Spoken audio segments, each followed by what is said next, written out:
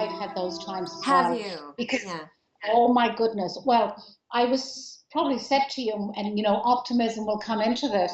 I was 17 years in isolation, 17 years in the dark, in the Yes. desert, Right. through illness.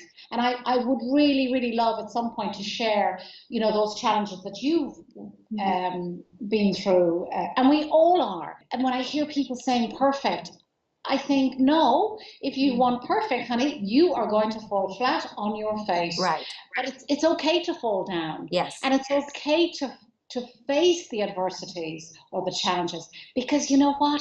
It's an opportunity to pick yourself up, dust yourself down, and do it differently. Yes, yes. Do it Okay, differently. okay. So there is a topic of conversation right there.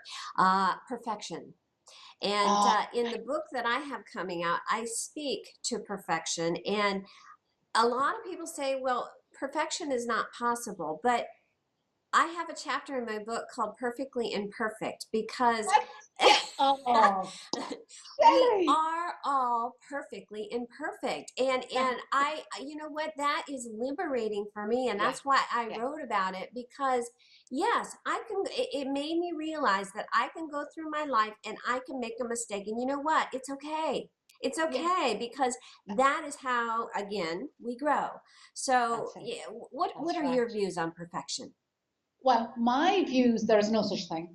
Okay. Well, I know what you're in the sense that the people setting them up to be perfect, because guaranteed they are striving so hard, they're controlling it so hard, that actually, as I say, it's like choking the possibility, choking the results, the goal, the achievement. Yes. And as you say, we are humans. We fall. We are imperfect. Accept all of that. Yes. And my view is, do the best you can.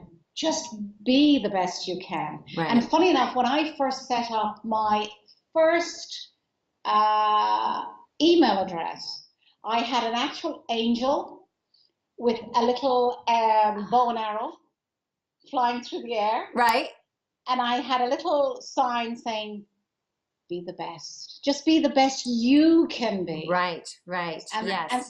And that's all you need. And if you can, and even, sometimes, when you're writing and you've hit a brick wall, as I did earlier this week, I was like, because I'm in the editing stage. And I said to that. Oh my God, I said to Chris, I've published 3 books. I've set out more than I ever thought I would do. You know what? I'll just stick and start really, really now working on my public speaking and engaging and reaching out and sharing, my experience with people. He said, Miriam, you've said that 100 times. Go and rest. Yes. Tomorrow's another day. Don't worry about it.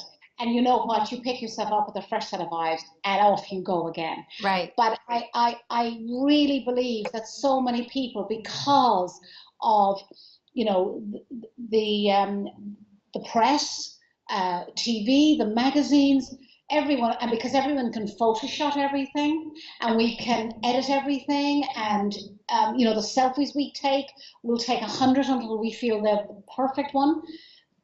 But, embrace the flaws, because that's, how, as you say, how we learn. There's no such thing as mistakes. No. Embrace it all. Yes. And how, as you said, how can you grow? How can you learn? How can you embrace new ways of doing things? Right. I can remember when I first met Chris, he would get so far, and then he would, and I said, honey, you're hitting the brick wall. And guess what?